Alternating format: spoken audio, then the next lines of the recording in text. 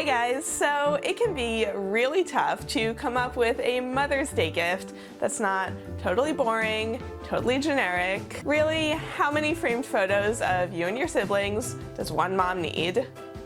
Okay, actually that is what my mom asks for every year, but this year I'm gonna switch it up a little. Today I'm going to show you 3 easy ways to personalize a potted plant for Mother's Day. We are going to be decorating a flower pot, we will be making a miniature envelope card, and we will be making a personalized plant care card. Let's get started.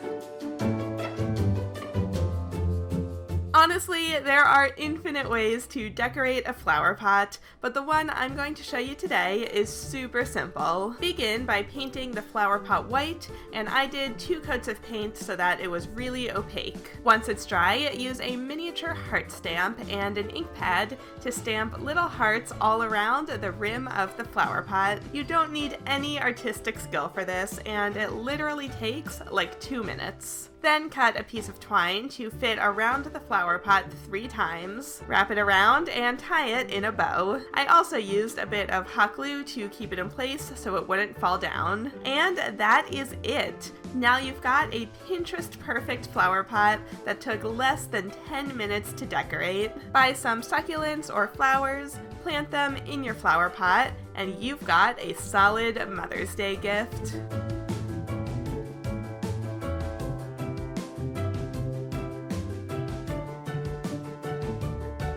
To make a mini envelope card to plant in the flower pot, cut a strip of cardstock that measures 2.5 inches wide. Then score the cardstock at these increments. Once you've done that, mark the center of the paper on both ends, and then cut a triangle on both ends so you end up with a shape that looks like this. Now fold your paper accordion style until you get to the last triangle, and wrap that around to the front so it looks like a teeny tiny envelope. Write your message inside on the parts of the paper that will be hidden when you fold it up. Then fold it up and add some washi tape to keep it closed. Add more washi tape around all the edges.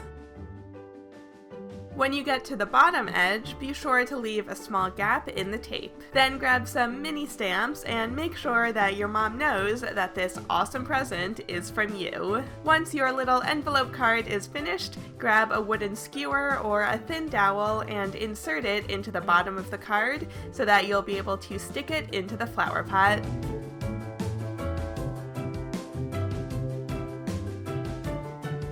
And finally, this part is so easy. Print out 2 flower shapes, one with a family photo, mine is actually of Marianne's family, and one with care instructions for the plants. You'll want to print these onto cardstock so that they have some weight to them, and carefully cut them out. Now grab another wooden skewer and hot glue it onto the back of one of the flowers. Glue the second flower right on top, and then add a bit more glue to keep the petals together. If you think your mom will be keeping this in the plant when she goes to water it, you could also laminate the paper with packing tape, and that will make it waterproof so that the ink won't run. And that's it! You can stick the instructions and the envelope card into the plant, and now you have got a personalized Mother's Day gift for Mom that I'm sure she will love.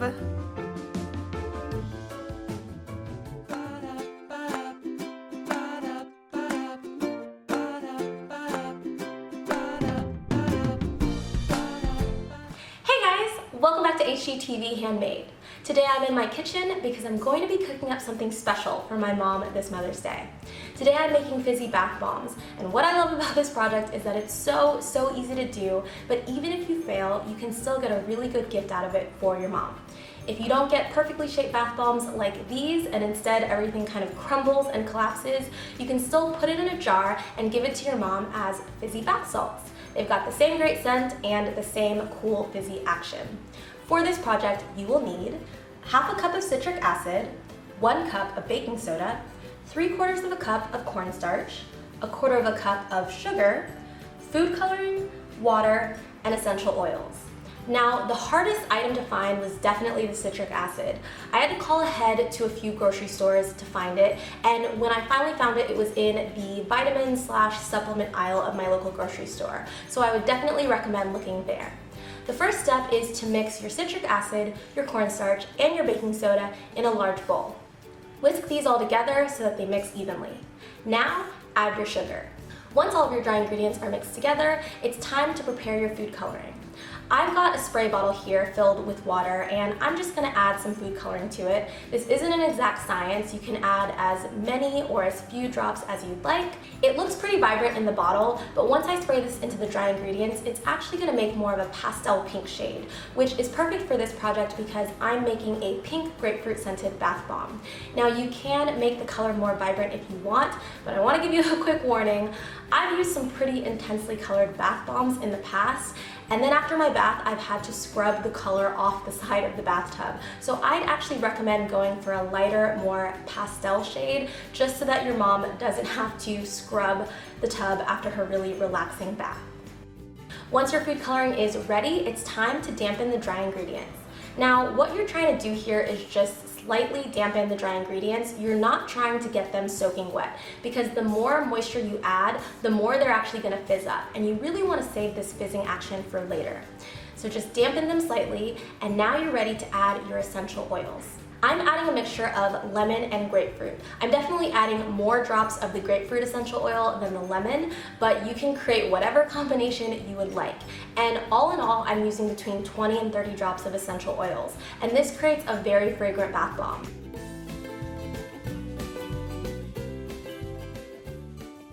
Once your essential oils are in, it's time to start molding your bath bombs. You're going to want to continue spraying your food coloring mixture so that the dry ingredients remain kind of damp. And that's going to allow you to mold them and then place them in the tray. As you can see here, I am using a silicone tray, and I'd highly recommend using some sort of a silicone mold because it's much more flexible and easier to pop out the bath bombs once you're all done. So again, all I'm doing here is keeping the dry ingredients pretty moist while I mold them together and then pack this into the tray. You really want to press down firmly here because the more firmly you press down, the less likely it is that your bath bomb is going to crumble. You don't want to leave any air bubbles or extra space.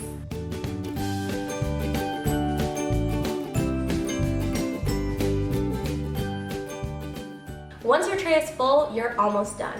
Just leave this out overnight so that it can dry.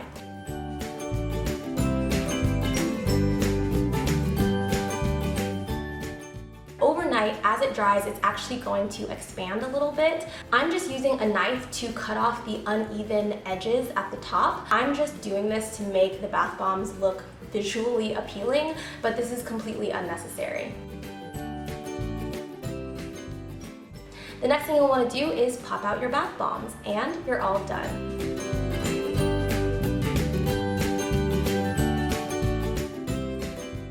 You can store these in an airtight container for 3 to 6 months. Out of 12 bath bombs, only 2 of mine crumbled slightly. Again, there's nothing wrong with these bath bombs. They can definitely still be used, but it's good to know that the silicone tray worked very well. If you did make a mistake and all of your bath bombs crumble, again, you can just put them in a jar and use them as fizzy bath salts instead.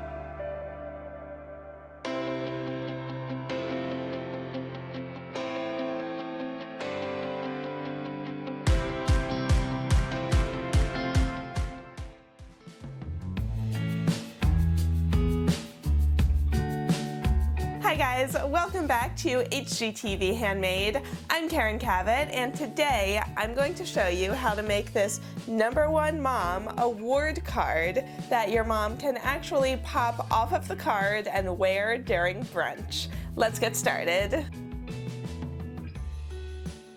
You'll want to begin with a piece of scrapbook paper. This can be any color or pattern you like. Measure 2 1.5-inch strips and cut them out. And don't worry about the length of the paper, it can be anywhere from about 10 to 12 inches long. Now we're going to score the paper every 1/2 inch. I'm going to be all fancy and use a bone folder and a scoring board, but if you don't have one of these, you can always just use a ruler and a craft knife. This will just help us fold our paper a little more neatly. So go ahead and start accordion folding each strip of paper. You should end up with something that looks like this, where each section of the fold is 1/2 inch wide. Now warm up your hot glue gun and glue the ends together. Then grab the other 2 ends and glue those together to make a circle.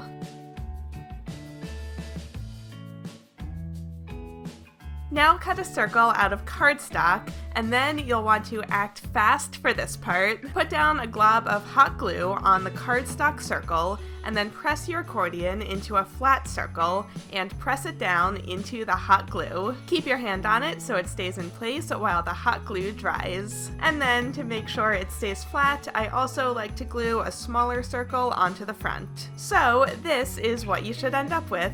And don't worry if these circles aren't centered, because we'll be covering them up later. Next, grab some scrap cardstock and cut out a rectangle that measures 1.25 inches by 5 inches. Fold it in half lengthwise, and then cut a triangle from the bottom, so that when you unfold it, you get a shape that looks like a ribbon. Trace that twice onto another color of cardstock and cut them out. Now on the computer, print out a design that fits within a 2-inch circle. I went with #1 Mom. Cut it out. I used a circle punch for mine, but you could also just cut it out with scissors. And then optionally, find something that's slightly bigger than that circle. I'm using a roll of tape, and trace and cut it out on another color of cardstock. So now that we have all of our pieces made, it's time to assemble it. Begin by gluing together the 2 circles. And then glue those onto the medallion. Try your best to keep everything centered at this point. Then decide on the placement of the ribbons and use a bit more glue to attach those. And finally, this step is optional, but to make the back look a little cleaner, I just glued on 1 more circle to cover up all of the different layers. And that's it. That's how you make a paper medallion. To give it to your mom, you could just glue it onto the front of a card, but if you want your mom to be able to wear it, glue a pin back onto it instead, and then pin it onto the front of the card and write your message inside. So when you go to Mother's Day brunch, your mom can wear the medallion all day long to show that she is, in fact, the best mom. And you can also adapt this idea for any other holiday by just changing up the colors and the center message. I've made one for Father's Day and also for a graduation. I think it is just harmless fun to make your guest of honor wear something ridiculous like a giant paper medallion, and I think it'll mean a lot to them that you took the time to make it yourself. Hi, Mommy. Hey, Blue. What are we gonna do today? What are we gonna do today? What holiday is coming up? Mother's Day? Mother's Day. It's like my favorite day. Did you get me a present? We're gonna make it together instead. Oh, I like that idea.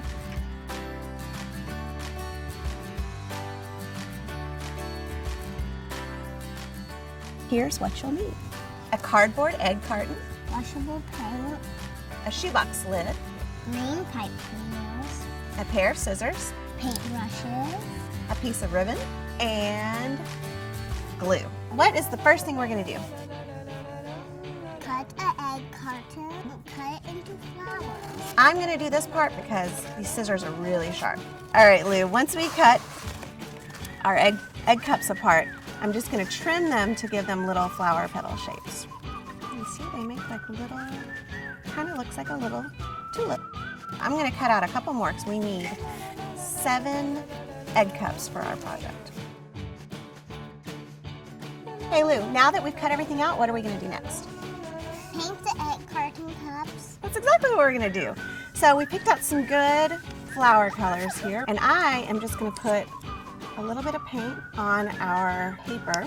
Now you don't have to use washable paint for this. You could use acrylic craft paint, but if you're doing this project with a small child, trust me, you may appreciate that it's washable. Which brush do you want? That one? And I'll do Purple, because purple is your favorite color. Tempera paints are a little bit thin, so I recommend doing 2 coats. But the good news is it dries really fast. So by the time you get done painting all 7, the first one will be ready for its second coat.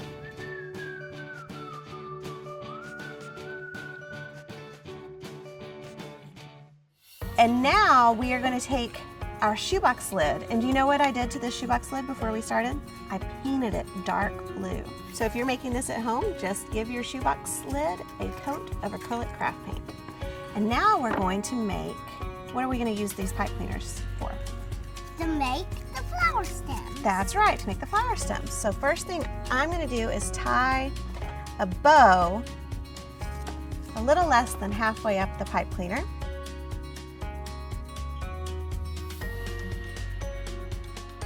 Okay, where should we cut the pipe cleaners? Right there. Right there. All right, move your finger. And we're just going to give those a snip. And now, We're gonna glue you on. that's right, we're going to glue them on. So, do you think we should probably start with the stems, right? So right there on the ribbon, perfect. Now, do you want to help me put it down? Right there, right? And just gently push it, and we'll let that dry. Okay, you want to start gluing on these flowers? Yeah. Okay, how about I squirt the glue and you put them in place? Okay, where are you gonna put it? Perfect.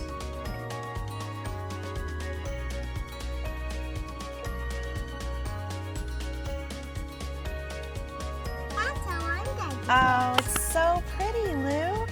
Now we just want to let this dry for a couple of hours until the glue dries, right? Yeah. Looks really good. All right, Lou, it's all dry. Ta-da! It looks so good. I can't believe we made this out of an egg carton and a shoebox lid. It's for you, Mommy. Baby, thank you. I will treasure it forever. Hey, Lou, I love you. I love you too. Can I have a smooch? All right, we'll see you guys next week.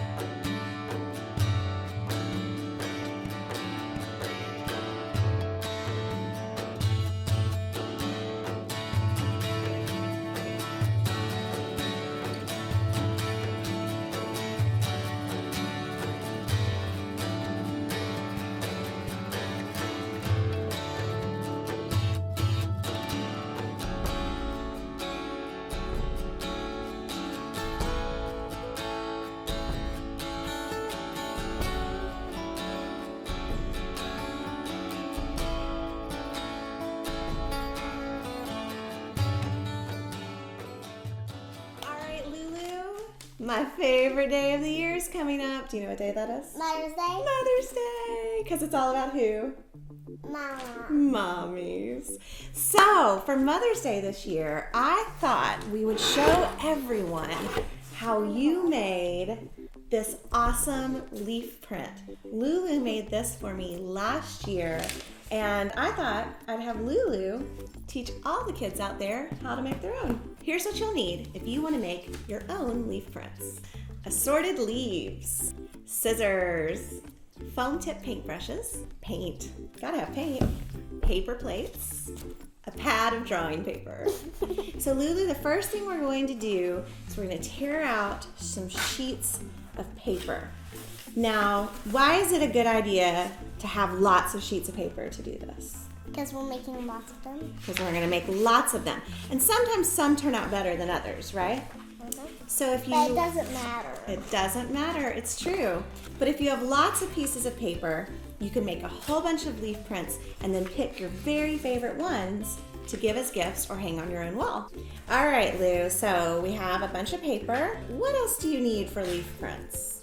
Leaves. Leaves. Now we went out into the woods and gathered all kinds of leaves, all different shapes and sizes, right? We have big hosta leaves like this. We have lacy fern leaves. Little leaves. Yeah, we have little leaves. All kinds of shapes and sizes. And I really recommend that you get a wide assortment because you never really know how it's going to turn out once you press it on the paper. And now we're going to get our paint. Now Lulu and I today are using all kinds of shades of blue and green. And then we have some gold for an accent. You can choose whatever color you want for this project, but I think it looks best if you use colors that are kind of in the same color family so they don't get too muddy. You know, if you mix an orange with, say, purple, it'll turn kind of brown.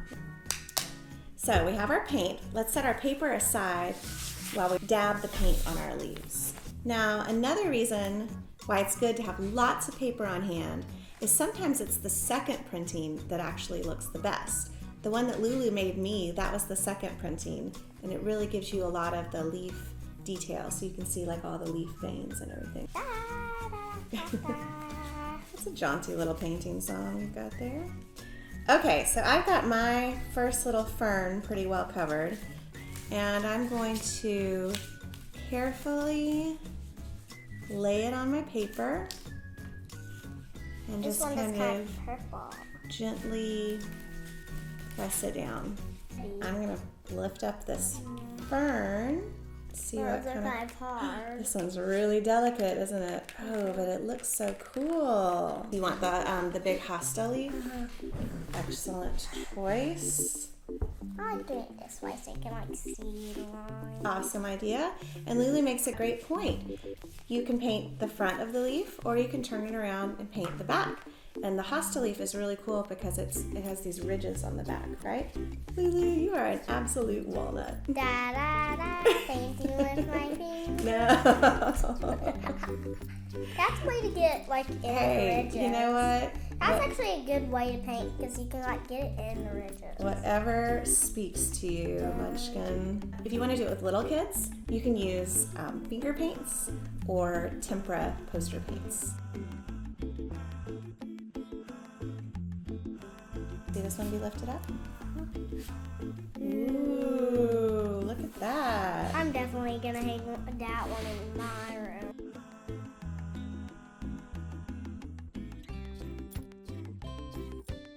All right, well, all you need to do is let these dry, trim them to fit your frame, and you've got an awesome Mother's Day gift. Hey everyone, welcome back to Handmade. It's AV. Today we are making soap. Soap making can be kind of overwhelming, but the process that we're doing is called melt and pour. It is really straightforward. You melt and you pour. We are going to make 3 different bars using our lovely scents. Let's get started. First, what you want to do is get your melt and pour base. They come in tons of different types. They have honey base, shea butter base, and goat base. Like the list goes on and on. Today it's going to be shea butter. About each column is an ounce. So we're going to use 4 ounces for our bars. Now we're going to melt our soap base. I'm using a double boiler. Melt and pour soap is great for beginners because you do not need dedicated tools to do this project. Because the soap base is already cured, your tools will remain food safe. Now that our soap is melted, we are going to add some fragrance. Now, this is peppermint oil. I'm using about 20 to 22 drops. And that should be good for the amount of soap that we're using. I'm gonna slowly stir, folding it in.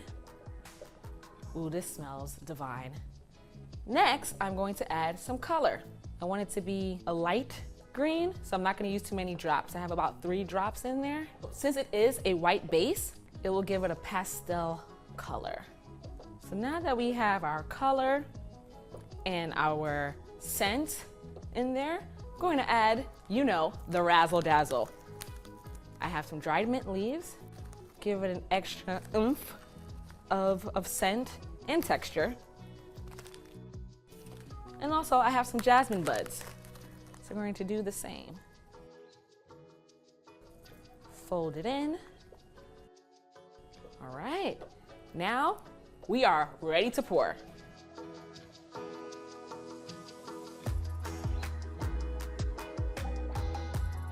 This smells great already. I'm going to let this sit until it's firm, preferably overnight, but in the meanwhile, we're gonna get ready for our next scent. Our next scent is lemongrass. So, you already know the drill. We're going to chop up our soap. Just gonna, like I said, make it into small pieces so it is easier to melt. Now, just like before, it goes in the double boiler. Now that our soap base is melted, we are going to add some lemongrass oil and some color. Did you know lemongrass oil is pretty good at repelling mosquitoes? Just saying. Okay, now that we have folded that in there, I'm going to add a little bit of yellow. I don't want it to be too, yellow, because who wants a block of cheese for your soap? And then now I'm going to add the accoutrement, lemon slices. So I'm going to put 1 in there.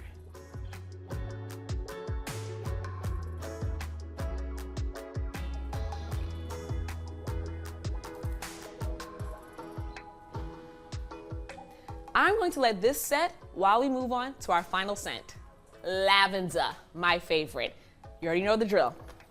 We're cutting our soap base. Lavender is so relaxing. I mean, you all know how I love lavender. It's great for, calming if you feel a little bit of anxiety, anxious. Now I'm going to add some lavender oil. Same 20 drops as usual. I mean, I might put 25 because I love lavender. All right, now that I've incorporated all the lavender oil, I'm going to add a couple of drops of purple. A friendly reminder, do not use food coloring or colors for candles. You don't want to do that. Ooh, this is such a pretty purple, but I want to add just like 1 more drop.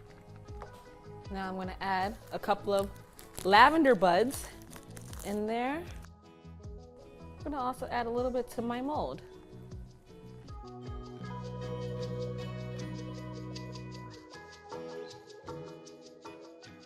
Now the only thing we have left to do is let these soaps set until they're firm. When your soaps are set, you can unmold them.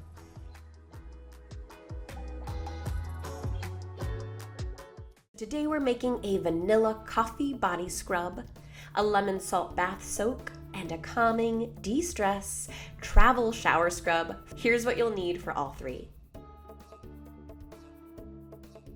To make a calming travel salt scrub, combine a 1/3 cup of Epsom salts, 3 tablespoons of olive oil, 10 drops of lavender oil or your favorite calming oil, and stir together. Set aside and place rose petals on a baking sheet.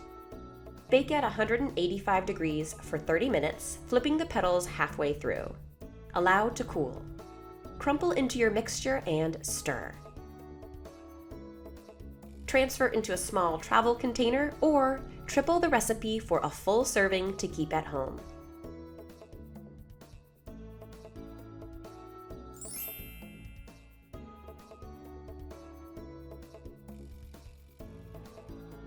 To make a Wake Me Up scrub, combine 3/4 of a cup of coarse coffee grounds, 1.5 cups of Epsom salts, 1 teaspoon of vanilla. I recommend using alcohol-free so it doesn't dry your skin. Measure out 3/4 of a cup of unrefined coconut oil and melt it down on your stovetop. Add it to your bowl and stir together with a large wooden spoon, and oh my goodness, this smells so freaking good. Transfer to a jar.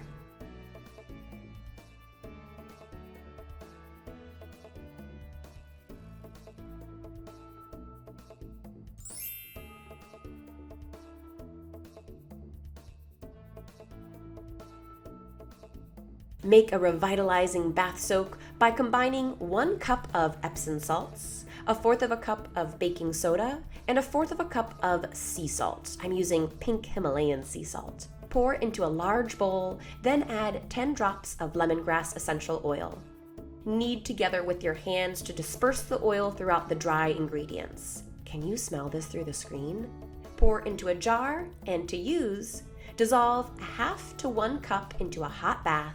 Then let the Epsom and sea salts soothe your muscles and the lemongrass awaken your senses.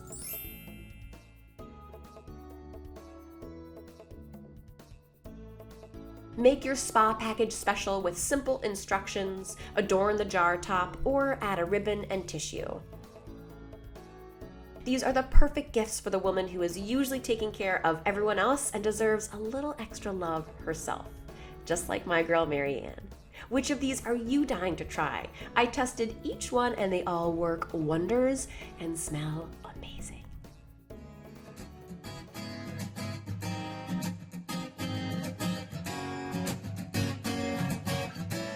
Okay, here's what we're doing today. We're making Mother's Day presents with you. Oh, with me? Okay, this is your project. So what are we gonna do? First, we draw a picture, Okay, and then we iron it on something. we're gonna take your artwork and we're gonna iron it on to these dish towels in this tote bag. Yes, but don't write words because it will turn them backwards. That is a great tip before we get started, because we're just gonna flip it over and iron it flat. Well, this sounds amazing, and I'm super excited to see what you draw. Do you think we should get started? Yes. Okay, so Lulu, what would you like to get if Mother's Day was all about you? Candy. Candy. What's your favorite kind of candy? I like all candy. You like all candy. Mostly all candy. I gotta say, I'm with you there. This is very cool. It's very abstract, Lulu. Now, how big are you going to make your design? Very big. Try to make it so it almost fills up the whole entire paper. How are your swirlies going over there? Good. It's looking pretty cool, I gotta say. Are you gonna put that on a dish towel or on the tote bag? I think maybe the bag. The bag? Now It's I'm so going cool. zigzaggy. Maybe a zigzaggy swirl. Whoa, look at that. I have to say, this is really cool transfer paper because you don't have to print it. You can just draw on it, right? Mommy, Yes. I ran out of room, sort of. Well, guess what? You have 2 sheets. And this tote bag is so big that you can definitely fit 2 pages of artwork on it. This time, less swirlies and more zigzaggies. Less swirlies, more zigzaggies. Can I use that? What can go wrong? Sure. Zigzag, zigzag, zigzaggy. Wow, look at those. Are you gonna do any like hearts or flowers or anything? Nope. No. So what is your favorite thing about springtime? Daylight saving time. I like that. Really? How do you know about daylight saving time? You've told me. Okay. I mean, that's one of my favorite things too. I like it when it doesn't get dark so early. I think I'm done. Okay. Do you want to explain to everyone what we're going to do next? Well, maybe before that, you could just draw a heart right here. Take up space. Just take up some space.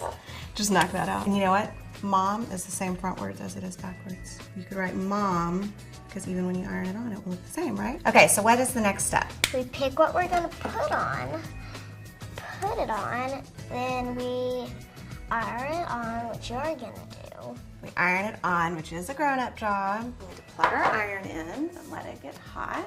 And you need to iron it on the hottest setting. Okay, so move your picture. I don't need it. Bring in an ironing board to protect our table. Okay, so we have your picture facing down. And now, we're gonna make some magic happen, right? What are the clubs you're in at school that you and your friends have made up? Really right now. Oh, no club right now. Well, if you were in a club, you could make like a logo for your club and everybody could have matching t-shirts. I thought you were in the Chaos Club. It's in The Chaos Club ended. Too much chaos. Yeah. There we go. Here's your masterpiece. I think that's so cool though. I love the way it looks kind of weathered. Give it a tug. Oh man, and it even says Mom right there in the corner. How cool is that? Well, Lulu, do you want to tell everybody goodbye and have a happy Mother's Day? Bye. Happy Mother's Day. Happy Mother's Day.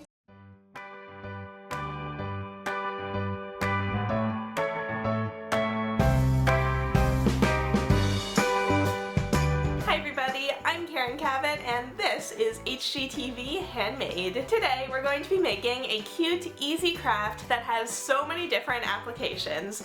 Rickrack flowers. To make these you'll need felt, rickrack ribbon, a clipboard, a needle and thread, scissors, a hot glue gun, and optionally a sewing machine. So if you didn't already know, this type of wavy ribbon is called rickrack. It comes in all kinds of sizes and colors, and you can find it in any craft store. For this example, I'm going to be using this rainbow gradient rickrack that I bought online, but you could use any color or any two colors that you like. Begin by cutting off 2 pieces of rickrack that are about 18 inches long. You can make them shorter or longer, but the shorter the ribbon, the smaller your flower will be, and vice versa. Now take the ends of the ribbons and start twisting them around each other like this. Use a little bit of hot glue or a sewing needle to hold the ends together. Clip that into the clipboard and then continue making this twisting shape with the ribbon. You don't want the ribbons themselves to get twisted, you just want to kind of weave them around each other so that you end up with this flat looking twist. If it starts bunching up, you can just kind of press down on the twist and that should straighten it out. Once you've gotten all the way down to the bottom, you can use another bit of hot glue or another sewing needle to hold the ends together. At this point, it should look like this. It's alright if it's kind of twisting around on itself, as long as when you pull it tight, you get this type of pattern. Now we're going to move to the sewing machine, but you can definitely do this part by hand if you don't have a sewing machine. We're just sewing a simple straight stitch down one side of the rickrack. And make sure that you keep it flat as you go. This just lets it lay a little bit more flat before we move on to the next step, but if I'm being totally honest, when I was making a second flower, my sewing machine broke in the middle of it, so I just kind of skipped that step.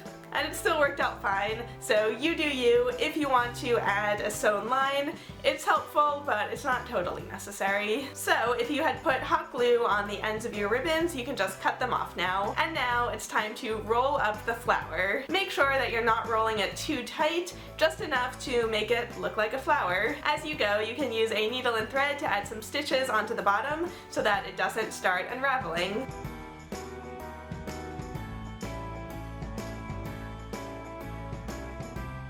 Once you've rolled up the entire thing, the top should look like this, and then you can continue adding stitches onto the bottom to keep it all together. There's no exact pattern here, just try to keep everything attached and make sure that you've sewn down the end of the ribbon so that it doesn't start unraveling. Tie off your thread and flip it over, and now this is where the magic happens. Take the outer few layers and then carefully turn them outwards so that they look like petals. You can continue doing this a few layers in until the rickrack gets too tight to turn inside out. To finish it off, cut a circle of felt to fit on the bottom of the flower and then use hot glue to attach it. And this just hides all of our stitches on the bottom. And that's it. It's really simple once you get the hang of it, but I definitely recommend practicing with a couple colors of rickrack that you don't like as much first. My first attempt was really messy. I got the ribbon all twisted around on top of itself. My second and third attempts were so much better, and then I think the rainbow ones just came out so cute. So there are plenty of things that you can do with these. You could add a magnet to the back and put it on your fridge. You could add a shoe clip and then clip them onto a pair of plain heels. You could glue on a hair clip and wear it in your hair, or you could glue on a flat-backed pin to add a little decoration to your outfits. So I hope you guys liked learning how to make these easy flowers out of rickrack. Thanks so much for watching.